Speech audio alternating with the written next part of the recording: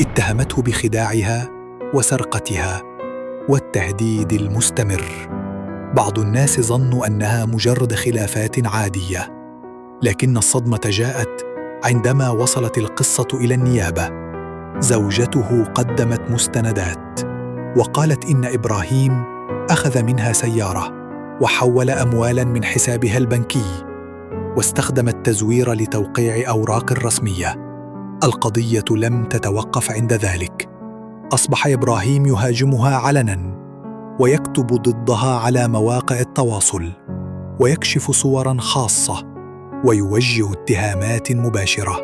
الإعلام بدأ يغطي القصة، وأصبح اسم إبراهيم لا يرتبط بكرة القدم بل بقضايا التزوير والسرقة والسب والقذف.